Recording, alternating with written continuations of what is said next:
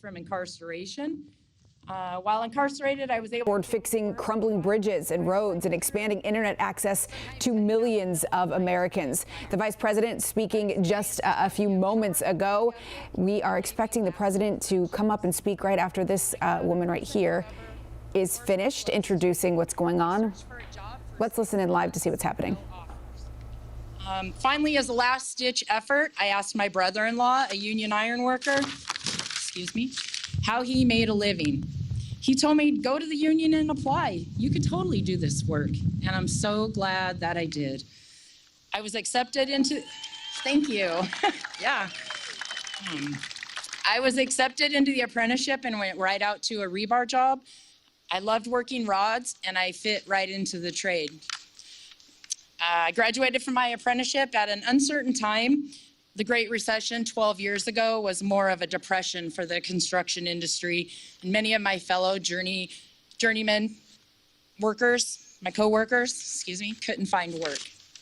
Luckily, the Obama-Biden administration passed the Recovery Act that created a vital lifeline of jobs as the economy recovered. Yes.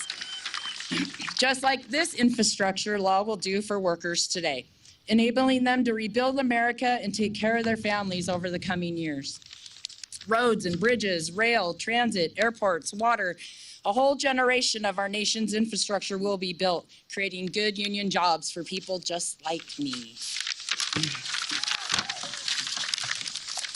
It invests in historically disadvantaged communities, creating jobs and opportunities for people of every race, gender, and background. I'm proud to stand here today and represent the most diverse labor movement in history. Nearly half of my local's apprentices are women or people of color.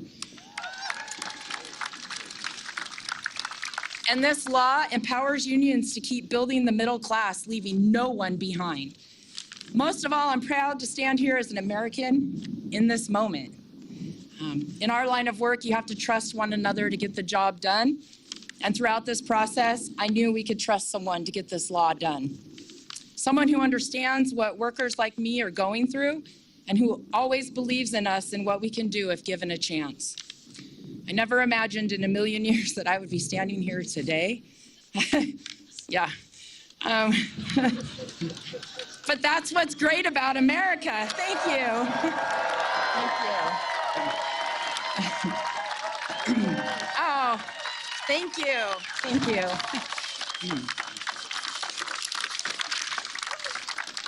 Yeah. But that's what's so great about America and having a president who believes someone like me should be standing here. On behalf of Local 86 in Seattle and union workers everywhere, for the faith he's placing in us, I am honored to introduce the 46th President of the United States, Joe Biden.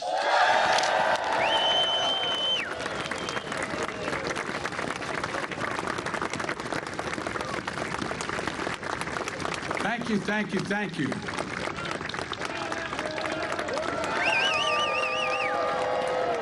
Thank you. Thank you, Heather. Thank you, thank you, thank you.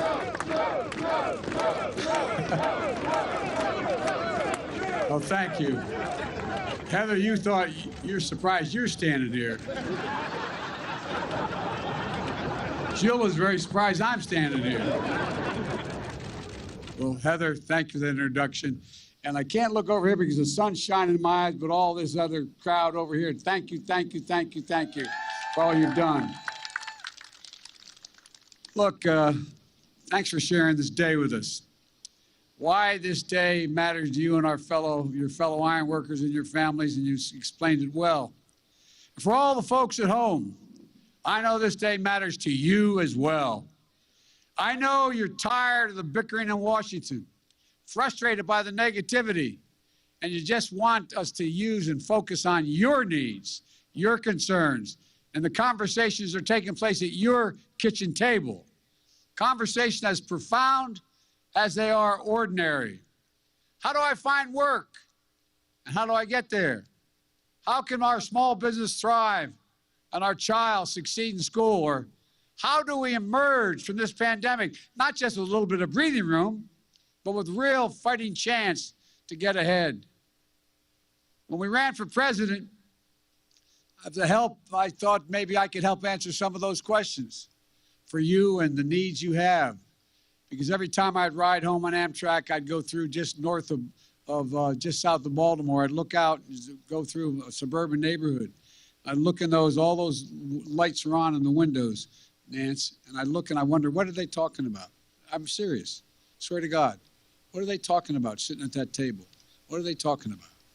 They're talking about the things that I talked about at our kitchen table, Jill at hers, and all of you as well. And that's about how can we come together to be president for all Americans, to make sure our democracy delivers for you, for all of you. And I promised that we couldn't just build back to what it was before. We literally had to build back better. You couldn't build back. We're the only country that's always come out of great crises stronger than we went in. And the world has changed, and we have to be ready. My fellow Americans today, I want you to know we hear you and we see you. The bill I'm about to sign along is proof that despite the cynics, Democrats and Republicans can come together and deliver results. We can do this. We can deliver real results for real people. We see in ways that really matter each and every day to each person out there. And we're taking a monumental step forward to build back better as a nation. I want to thank everyone who helped make this happen. Vice President Harris, my cabinet members, my White House team, Jill, Doug, our first lady and our first lady and our second husband. No, I'm joking. These guys travel all over the country together. I'm getting worried, you know.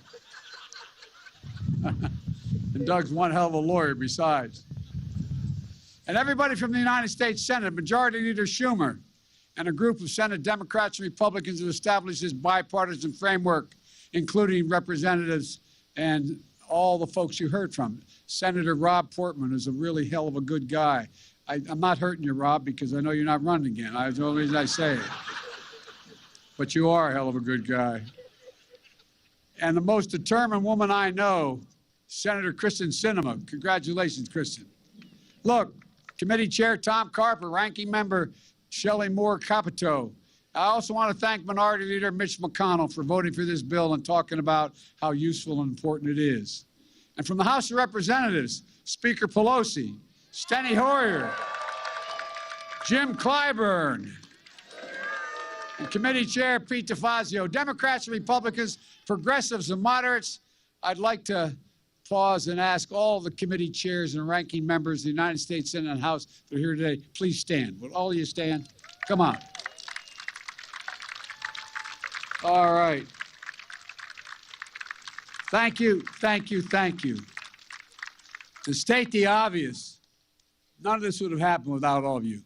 I really mean it. And also to the governors. Where are the governors? Governors, stand up. Come on, I want you to stand up.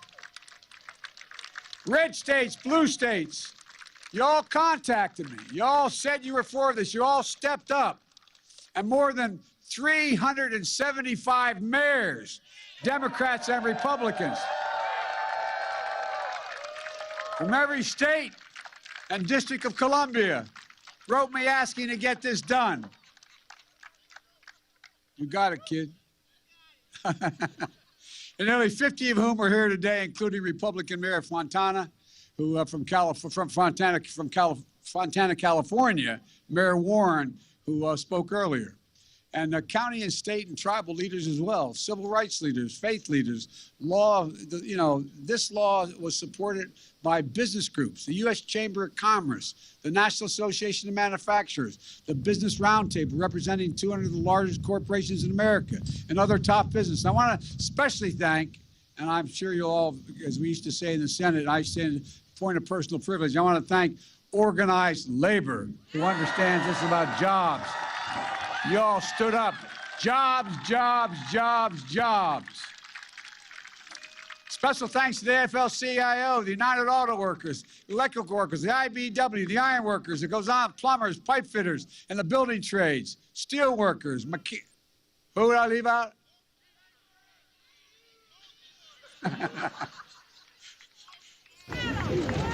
Pardon me? And my wife is a member of the union, the NEA. I'm going to get in trouble. Machinists, so many more. Look, folks, for too long, we've talked about having the best economy in the world. We've talked about asserting American leadership around the world with the best and the safest roads, railroads, ports, airports. Here in Washington, we've heard countless speeches and promises and white papers from experts. But today, we're finally getting this done. So my message to the American people is this: America's moving again, and your life is going to change for the better. If you live in one of the 10 million homes, or you're a child who attends one of the 400,000 schools or child care centers that still has lead pipes in them, you face a clear and present danger to your child's health and your health now. This law is going to start to replace 100% of the nation's lead pipes and service lines. So every American, every child can turn on the faucet and drink clean water. And tens of thousands of plumbers and pipe fitters are going to get work done in good-paying jobs. Folks, as we saw with remote learning, remote working during the pandemic, access to high-speed internet is essential. And access to water as essential as access to water and electricity. This law is going to make high-speed internet affordable and available everywhere in America, urban, suburban, rural, and create jobs laying down those broadband lines. No parent, excuse me, no parent should have to sit in a parking lot at a fast food restaurant again, just so their child can use the internet to do their homework. That's over. And folks, if I visited your town, I'm sure you'd be able to tell me and where you hold your breath as you cross the particular bridge, or where the most dangerous intersection in your town is. This law makes us the most significant investment in roads and bridges in the past 70 years.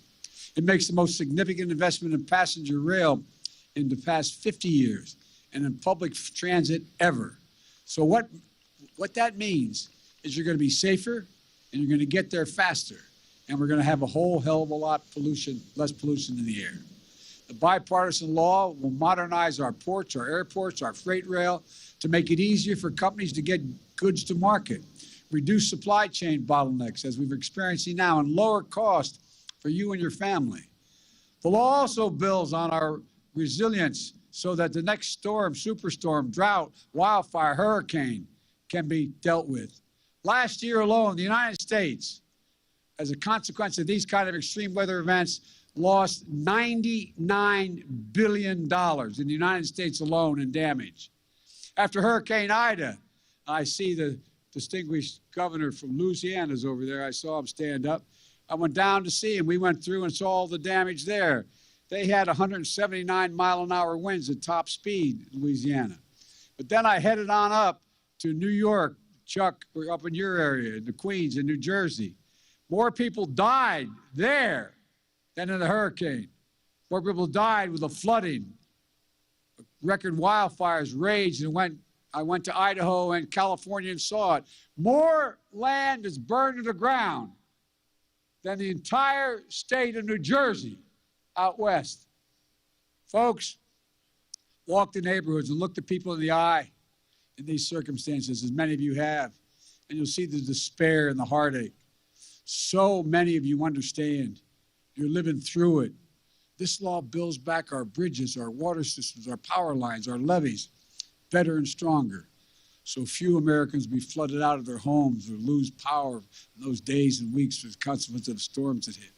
Folks, this bipartisan law, for the first time ever, creates a true national network of charging stations for electric vehicles, over 500,000 of them, so you can charge your car here and drive all the way to California, not worrying about having to find places to charge, creating thousands of jobs, thousands. It's also going to make it possible for Americans to get off the sidelines and into the game of manufacturing solar panels, wind turbines, batteries to store energy and power for electric vehicles, including electric school buses, which will mean millions of children will no longer inhale the dangerous diesel fumes that come out of the buses. For real, it's a big deal. And it'll reward companies for paying good wages and for buying American and sourcing their products here in America right now. It's going to help the United States export clean energy. You've been listening in to President Biden as he's celebrating, set to sign this $1.2 trillion infrastructure bill. We're going to reset here on WCNC Charlotte, and we'll see you after the break. Hey everybody, Joe here. I'm joined by Kirsten from West Shore Home, and today we're going to check out another one-day installation by the bath experts at West Shore. Bottom up and the middle out. This law delivers on that long overdue promise, in my view. It creates better jobs for millions of Americans. And no one earning less than $400,000 a year will pay a single penny in federal taxes because of it. And it does not include, as we did the bipartisan infrastructure bill, it does not include a single penny in gas tax, which I rejected because people under $400,000 would be paying it. This law is a blue-collar blueprint to rebuild America. It leaves no one behind, and it marks an inflection point that we face as a nation. For most of the 20th century, we led the world by significant margin because we invested in ourselves. But somewhere along the way, we stopped investing in ourselves. We risked losing our edge as a nation, and China and the rest of the world are catching up. Our infrastructure used to be rated the best in the world. Now, according to the World Economic Forum, we rank 13th in the world. Well, that's about to change.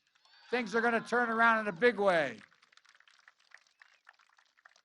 For example, because of this law, next year will be the first year in 20 years American infrastructure investment will grow faster than China's. We'll once again have the best roads, bridges, ports, and airports over the next decade. And we'll lead the world into the 21st century with modern cars and trucks and transit systems. We're going to do this by building again and moving again. Folks, too often in Washington, the reason we didn't get things done is because we insist on getting everything we want, everything. With this law, we focus on getting things done. I ran for president because the only way to move this country forward, in my view, was through compromise and consensus. That's how the system works. That's American democracy. And I'm going to be signing a law that is truly consequential because we were made our democracy delivered for the American people. We compromised. We reached a consensus. That's necessary. And now our focus moves to implementing an infrastructure law that's going to, with speed and with discipline. I have a lot of experience in doing that. When I was vice president, I was given responsibility for overseeing and implementing the Recovery Act for nearly $900 billion emergency package. I'm proud to say that when we finished implementing that Recovery Act, it was determined that there had been less than 0.2% waste, fraud, or abuse. And it was how I learned and earned the nickname Sheriff Joe from President Obama, because I made it a point every single day for well over a year to stay on top of how the money was being used. I spoke with over 160 mayors, 2-3 times sometimes. And I spoke with county executives, and every governor save one. Well, I won't mention that. And save one. She could see Alaska from reports. But monitor what we're doing. That was just how it was being done. And it was one of the most efficient implementations of a major program in American history. And now we owe it to the American people to do the same thing again. And to make sure every penny is spent where it's supposed to go in a timely fashion, I've asked the former mayor of New Orleans and former lieutenant governor of Louisiana, Mitch Landrieu, to oversee this responsibility. He'll have full access to every tool the federal government has and to get it done. And we have the high obligation and responsibility to make sure this money is used wisely and used well. Folks, I've been looking forward to this day for a long time, like all of my colleagues here have. Tomorrow, I'll be traveling to New Hampshire to visit a bridge that is structurally not safe, like thousands of bridges across America. That's what this law is all about, keeping communities safer and more efficient. On Wednesday, I'll be in Detroit to meet with the UAW workers who are building the next generation of electric vehicles. And that's just the beginning. We're also seeing you'll be seeing me and Vice President Harris, Jill and Doug, cabinet officials, hitting the road to help you understand how this is going to transform your lives for the better. And folks, when you see those projects starting in your hometowns, I want you to feel what I feel, pride. Pride in what we can do together as the United States of America. Folks, You know, the same goes for my plan to build back better for the people, getting folks back to work and reducing cost of things like child care, elder care, housing, health care, prescription drugs, and meeting the moment on climate change. I'm confident that the House will pass this bill, and then we're going to have to pass it in the Senate. And it's fully paid for. It will reduce the deficit over long term, according to the leading economists in the world. And again, no one earning less than $400,000 will pay a single penny more in federal taxes. And together with the infrastructure bill, millions of lives will be changed for the better. Folks, let me close with this. Throughout our history, we've emerged from crises by investing in ourselves. During and after the Civil War has been referenced, we built the Transcontinental Railroad, uniting East and West and uniting America. During the Cold War, we built the interstate highway system, transforming how America lived their lives. And now we're emerging from COVID-19 pandemic, and we'll build an economy for the 21st century. When I met with President of China, who I'm going to be speaking with tonight, several years ago, he asked me, we were in China, he said, could I define America? And I said, absolutely. It's the God's truth. I said, absolutely. I can define it in one word: possibilities. Possibilities. There is no limit to what our people think we can do, and there is no limit to what our nation can do.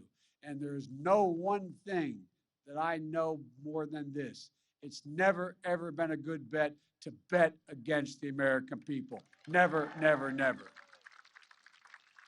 Given half a chance, the American people have never, ever, ever let this nation down. And it's our job to give our people that chance. It's our job to come together and make sure we remain a nation of possibilities.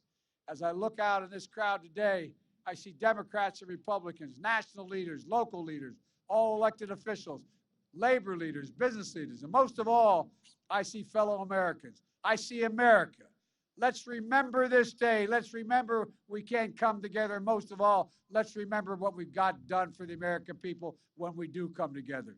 I truly believe that 50 years from now, historians are going to look back at this moment and say, that's the moment America began to win the competition of the 21st century. So with confidence, optimism, with vision and faith in each other, let's believe in possibilities. Let's believe in one another.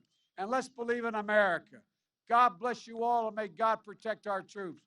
Now let me sign this bipartisan bill.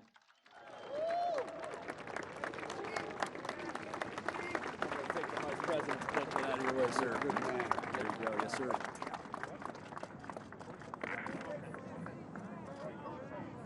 Oh, my mask. Oh, boy. Guess I don't. This is me.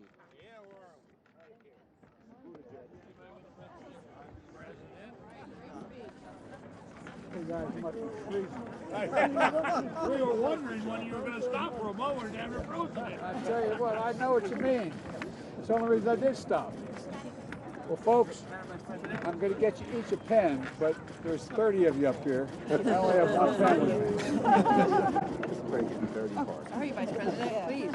All right. Thank you.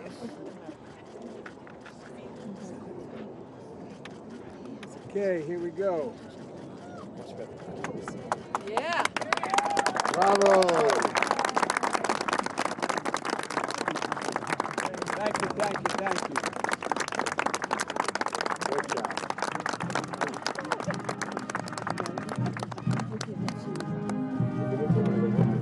Everybody gets one.